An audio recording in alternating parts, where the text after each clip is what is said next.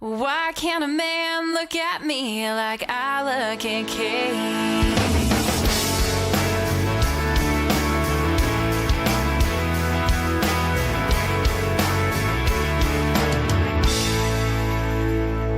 Well, I'm in my party dress with frosting on my face.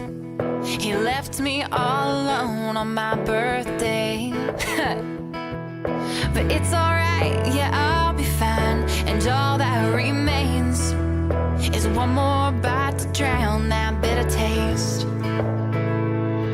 And tomorrow he'll come crawling back, but I'll just laugh it off. 'Cause I'm already moving on, 'cause he ain't what I want. I want a man to look at me like I look at cake.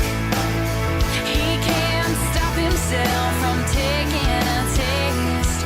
If he wanted me like a second piece, I'd have it made. Oh, I just want a man to look at me like I look at cake. Oh, why can't a man look at me like I look at cake? I'm velvet soft, angel sweet, the perfect treat. A real man would be crazy not to want me. It's not hard to see, I'm a real masterpiece. So it's his loss that he burned me. And tomorrow he'll come crawling back, but I'll just laugh it off. 'Cause I'm already moving on, 'cause he ain't what I want.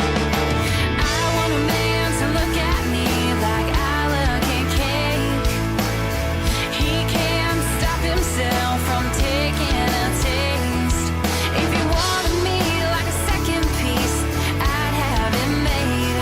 Oh, I just want a man to look at me like I look at cake. Oh, why can't a man look at me like I look at cake? I'll take another bite to make me feel alright. Blow out the flame to forget I knew his name. I want a man to look at me like I look at cake. He can't stop himself from taking a taste. If he wanted me like a second piece, I'd have it made. Oh, I just want a man to look at me like I look at cake. Oh, why can't a man look at me like I look at cake?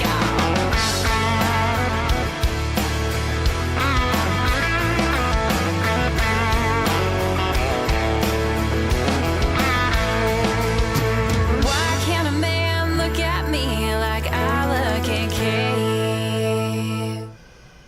All right, ladies and gentlemen, we have come to the end of Tunesday Tuesday. It is episode number 100, and I have a huge treat for everybody out there in our final episode from this brand. Her name is Ash Taylor. Let me tell you more about Miss Taylor. They say she's a bad Ash. Ash Taylor is a country music recording artist and award-winning songwriter whose music is rooted in grit, heart, and lived experience. Originally from Bakersfield, California, the birthplace of the legendary Bakersfield sound, Ash carries that raw, unapologetic edge into everything she does. Inspired by trailblazers like Buck Owens, Loretta Lynn, Brandy Clark, and Gretchen Wilson, she blends classic country soul with a modern, hard-earned perspective. With an unshakable belief in her calling, Ash sold everything she owned and moved to Nashville, determined to build a career on her own terms. Her journey has been anything but easy. From sleeping in her car to playing honky-tonks on Lower Broadway, Ash worked relentlessly to carve out her place in country music. That determination has led her to stages across the country, performances at iconic venues like the Bluebird Cafe, and opportunities to share the stage with artists including William Michael Morgan, Aaron Tippin, Elvie Shane, Ali Walker, and many more. Her debut EP, Bakersfield, climbed to number 60 on the iTunes Top 100 Country Albums chart and earned recognition from the Bakersfield Country Music Awards. As a songwriter, Ash has also written for artists such as Big Smo, Ryan Larkins, Noah Smith, and guitar legend Johnny Hyland. Beyond her own music, Ash is deeply committed to storytelling with purpose. She hosts the Ashfault podcast, sharing honest conversations and stories from the road, serves as an ambassador for 22-0, and partners with veterans to help tell their stories through song. Ash also mentors and teaches songwriting through workshops and masterclasses, helping the next generation of writers find their voice. She lives in Nashville with her husband, Chris, who is her lead guitar player and band leader, and their golden retriever. Whether she's writing, recording, teaching, or standing under the lights on stage, Ash Taylor creates music that's real, fearless, and grounded in an unwavering love for God, country, and the truth. And guys, I'm excited to introduce to you guys out there, for the first time ever on the Boston Chris Show, here is Ash Taylor. Ash, girl, how are you? Welcome to the show. Hello, I'm so happy to be here. Thanks for having me. Man, I was just telling everybody what I told you off air, that this is the final chapter in our Tunesday Tuesday journey. And so when Ash reached out to me through email to be on the show, she had no idea that she was going to be the last one, and I didn't either at the time, to be fair. But thank you for doing this for us. Absolutely, I feel very honored. I'm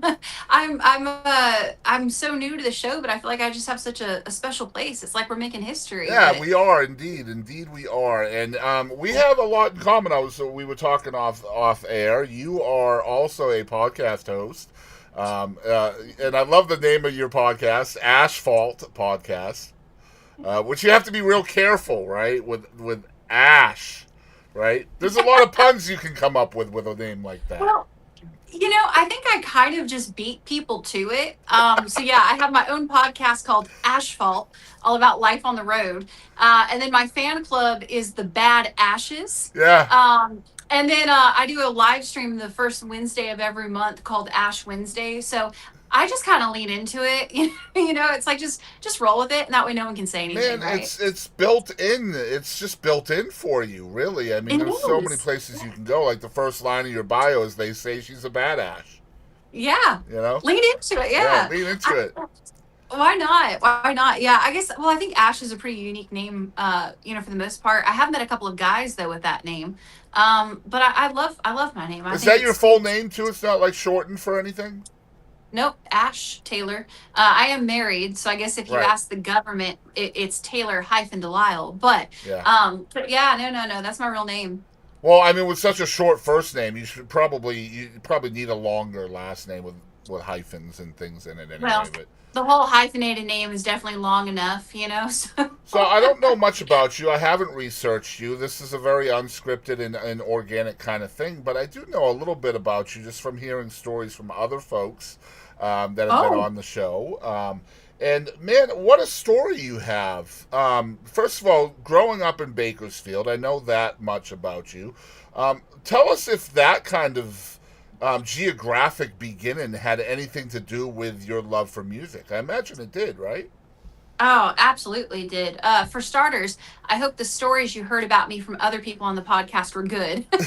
I'll never tell. I'll never tell. Awesome, awesome. Maybe some bad ones, but yeah, no, it growing up in Bakersfield, I definitely think had a huge impact on me, especially musically. If people who are listening, if they're not familiar, so I'm from Bakersfield, California, and back in the 60s and 70s, a lot of folks called it the original Nashville. Yeah. So we're the birthplace of Merle Haggard. Buck Owens, of course, made Bakersfield famous. The famous Bakersfield Sound, Dwight Yoakam, all kinds of songwriters, musicians, all came out of Bakersfield. And that just that guitar driven kind of edgy country is what I grew up with. So yeah, I was telling someone the other day, I remember the day that Buck Owens died. I was about 10 or 11 years old, and I thought the president died. I mean, that's how big of a deal it was. So yeah, growing up there though, how can you not love music? And country music especially, you know what I mean? It's a lot of farmers and oil field workers and cattle ranchers, and it's a lot of just poor people who have been through a lot that scrape to get by, who are very much just cowboys, you know. Yeah. So I love where I'm from, and I'm super happy to be from there. Very proud Knowing of what it. you know now and kind of being able to reflect on where your music has taken you and the sound and vibe that it has, can you kind of see a correlation between where you grew up and how your sound has been shaped as a musician now? Yeah, hands down. I think you can actually, to me at least, it's pretty evident. I think the first EP that I put out, that was actually titled Bakersfield. That was my first release that I put out in 2019 as an artist. And just like everyone else, I had no idea what I was doing. And so I think a lot of that record, if you really listen to it, not that I'm not proud of it, but you can hear a lot more Nashville influence on it. If you listen to my later on stuff, I think you can really tell kind of like that I kind of took the reins and started doing fun, unique things, and very much so. One of the big correlations that I see is if you, I really relate to Buck Owens. I love his songwriting, his humor. What a businessman! What Hmm. what an interesting guy. I'm not sure Yeah, how much you know about him, but I mean, sure. just incredible guy. So his guitar player was a guy named Don Rich, and Yep. they used to do uh harmonies, and they used to do like the trading off of like lead guitar parts and even harmonized lead parts. And so when you listen to my records, anything else other than my first project, that's my husband and I playing all of the guitar parts on all of my records. So him and I both play lead, we both play rhythm. My husband sings all the harmonies. And so to me it's like my husband and I are very much a modern day Buck Owens and Don Rich. And just having that partnership, even if it's one person's name on the bill, Buck Owens or Ash Taylor, you still have that musical, I'm in a band, there's these exciting elements, and you have that partnership in the music, which I think just makes it kind of stand out. It's kind of different. I find it funny, Ash. I'm gonna have to unpack this. It's something you said about Bakersfield Yeah. being your debut EP, having more of a Nashville sound. Isn't it kind Mhm. of ironic that the name of the record is Bakersfield, right? Yeah. And then Yeah. the stuff coming later on is more quintessentially Bakersfield than the album of the name Bakersfield, right? Yeah. Yeah. It's well, I wrote the first song I wrote when I came to Nashville, is the title track of that record. Okay. So when I moved from Bakersfield to Nashville, I had never even seen Nashville before. I'd never even been to the state of Tennessee, and I got an offer from a hit songwriter here in Nashville by the name of Clay Mills. So I he love wrote, Clay. Yeah, oh, Clay, of oh, course. Yeah. dude. What an amazing human. So yeah, so he reached out to me. I was getting really involved when I was still living in California. I was trying to learn how to write songs and had no idea what I was doing. And I got to know him really Well, well. you So found the right guy to teach you. That's for I, dang sure. Yeah. you are not wrong, man. Yeah. But yeah, I got to be really close friends with Clay and Marty as well at Songtown. And Yep. they basically Clay told me, he was like, "Hey, if you can move out here, I'd like to offer you an internship because we think you're great and you're super talented, but you're not going to get any farther writing songs in your bedroom." And I was like, "Whoa, he's right." So I literally sold everything I owned. I hop on a plane, and I came out here to Nashville. I knew no one, had never been here. My first 6 months in town, I actually slept in the back seat of my car. I knew no one other than Clay. But when you get an opportunity like that, don't sleep on it. So I don't regret at all what I did. But when I first moved to town, I just was really learning. And when I moved to Nashville, I moved here to write songs for other people. I didn't plan on being an artist. So that song Bakersfield, that's the title track of my EP, I wrote on my first day here in Nashville because I walked into the Country Music Hall of Fame and Museum, and there Wow. was this huge banner. I mean, huge banner that said now exhibiting the Bakersfield sound. And so my first day in Nashville, I get off the plane and I'm, walking through this museum, and everybody here in Nashville, Music City, USA, is telling me how cool it is, that I'm from Bakersfield, and the history and the heritage and just the part that we play in music history, especially country music history.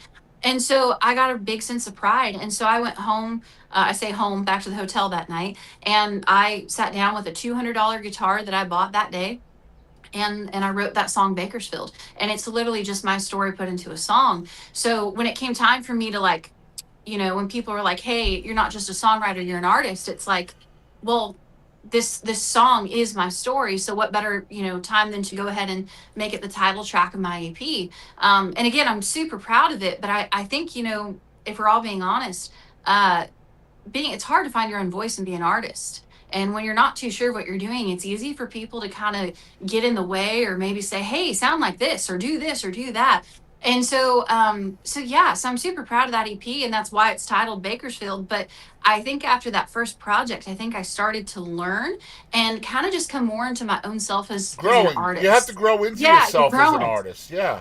Absolutely. And so, but they told me, like when I came to town, which, I understand. I mean, there's so many great talented session players, that play on all these records and we hired the best of the best for that project. But, I asked, I was like, yeah, can I like, play guitar on this or can I do, whatever? And they were like, oh, no, no, no, it's okay. And I'm like, right. But like, I wrote it and I take pride in what I do. And to me, it made sense. Like, let me play my own guitar parts on the record, or let me, sing it the way I wrote it, or let me do this. And that's just something that, people were like, no, we don't do that way here, not in Nashville. So as I kind of learned and became more confident in my art and more confident on how I wanted to be perceived, I was like, nah, like I'm just gonna do this my way. And sure, maybe someone else can play it better than me, but they didn't write the song. And I think there's an honesty and authenticity and integrity in that I take a And lot of pride in. yeah, and not just that, but you have to live that song the rest of your life, and these session players don't, right? They're not playing it out, they're Yeah. not performing it in front of people. They don't have to Yeah. sell it to radio and to everybody else on the planet. It's a one and done Mhm. for those folks. And as much as I love session players and stuff like that, they're not going to have the same kind of emotional connection that you do to a Yeah. song, even if it's not your song, you know? Oh, I totally agree. And let me give you another thought on that too, that I think a lot of people don't think about. So when you're in a recording session and you have all of these amazing musicians, and let's say you have like a 7-piece band with drums and keys and all this stuff, that's awesome. How do you then go take that You out on the can't. road? You absolutely You can't. can't. That's Yes. right. Yes. So that's something else that I think when you produce like I do and you make your own records and you play your own parts, I can stop and think, this is really cool what we're doing. Is there a way that we can mimic this on the road? Hmm. Right? Because that way you're giving a better live show experience to your fans, and they don't show up and they're like, well, where's that really cool keyboard part? And where's this and where's that? When you don't have the budget per se to like Man, I have bring a the whole guys. I Yeah. have a friend in the business who added a flute part to one of her songs, and Mm, and the song went viral on TikTok. awesome. You know what that means? Now she You has got a to hear that now she has flute. a flutist in her band. Yeah. It's a great problem to have, but yes, Yeah, case in point. yeah, Yeah. yeah. But that's the way it is, man. If you're gonna put all of these layers into your song in a studio sense, and you care about replicating that studio sound live, which you should, because if you Yeah. have media, then you have to sell that media to those audiences in the 21st century. And Oh yeah. if it's not a copy and paste of what you're hearing live on the record, what's the point? Right. Right? I mean, Yes. it's Yeah. you're selling different things, in my opinion, and I'm right there with you. Just one last thing before we get into the music, I do want to ask you about the mentality that it takes to just pack up and leave, like just taking that leap. Like, you know what? I have this. Sure, Clay Mills is an incredible human being, and just a unbelievably successful songwriter. So just Yeah. having somebody give you that advice is a huge confidence builder. And imagine that probably had some effect in making that decision. But I mean, essentially, you're taking a leap. You're moving halfway across the country. You're packing everything up. You're not looking back. Where do you get that mentality from? What a great question for starters. I don't know if I've honestly ever been asked that in an interview. So thank you for that. I think the really bold, honest answer to that is I think it comes from one. To make a long story short, I have lived a really interesting life. I've had a really great life, but I had a really rough childhood. And my dad left when I was in high school, and I ended up raising my two younger brothers. So when other kids were out, being teenagers and doing their stuff, I was working multiple jobs. Going to audio school, and I was raising two teenage boys, and we lived in our car for a while, and we were homeless, and I've been through a lot. And so when my brothers graduated is when, I started getting involved with Clay. And so when he said, if you move out here, there's all these things I can help you with and whatever. And to his credit, he kept his word to me, and he helped me a lot. So I think when that phone call came, like, yes, it was this guy who I really respect, who's It a was a hit kick writer, in the who's been a ass, good wasn't it? friend. It was a kick in the Yeah, well, it's a ass. Yeah. it's a kick in the ass. It's a kick in the ass for sure. But also I think when God calls you to do something with your life, like I felt this calling, like I'm supposed to be in Nashville. I'm supposed to be making music for a living. If he calls you to do something, don't drag your feet. Hmm. Go. So yeah, I think between just my past, my faith, maybe the fact that I'm a little crazy, I just think all of that together was just like my mindset was like, if I don't do this right now, I'm never going to do it. And I got to know what happens. And so I think that's honestly how I got the balls, if you will, the courage just to hop on a plane and do it. And I'll tell you what, I don't regret that decision though. Not a day. Not a day. So many great things have happened from me making that decision. And I mean, at this point, I just love music so much. I'll always make it.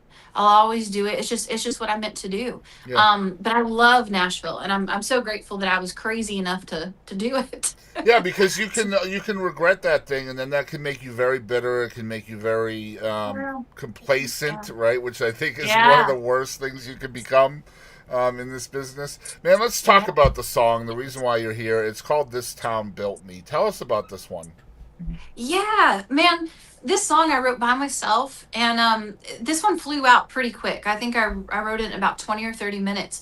And kind of how I got the idea for it is I met my husband in fall of 2018. And we had been dating, and then of course we decided to get engaged and married, and the pandemic happened. And so my husband never got a chance to go see my hometown of Bakersfield, California. I never got a chance to go show him where I'm from. And so, just, I guess it was about a year and a half, 2 years ago, I started to do my first headlining tour. And so we were traveling all over the US. And one of the things that we got to do was go do a run of shows. We were there for, I think, a little over a week in California. And the last show of all of these, this whole run was in my hometown of Bakersfield, California. So it was like a hometown show. Hmm. And we had planned to spend a couple days there and whatnot. And so I started to get really excited.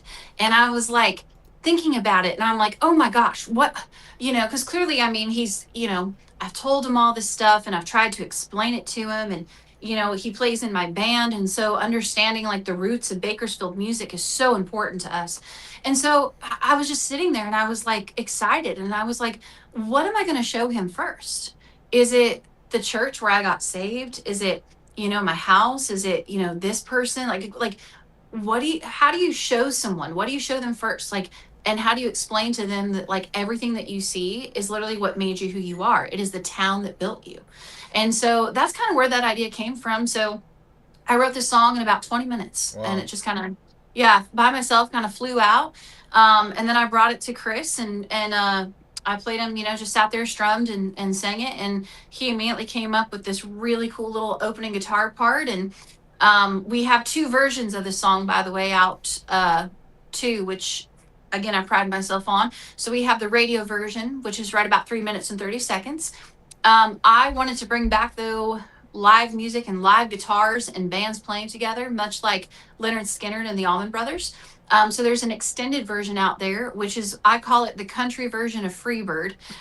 So it's literally a 7.5 minute guitar anthem song, where it's like I finish singing and there's like 4 minutes of just Chris and I just wailing on guitars and just having a blast. It's not polished, it's not perfect. You can hear the drummer get off the click a little bit. We left it in there. That's what's up. You hear me laughing. Man, that's Um, Bakersfield. There's yeah, man. Bakersfield again. There's That, that character yeah. from that, man, Yeah, right? and it's cool, but I just listen to records like listen to the Skinnerd or listen to Allman Brothers or even like Buck Owens and Don Rich, and it's like the days where everything was just raw and real, and guitar solos used to be this big thing, Yeah. and musicianship. So I'm really proud of the extended version as well. But you also should have seen my husband's face when I came in, and I play him the song, and he already was coming up with guitar parts.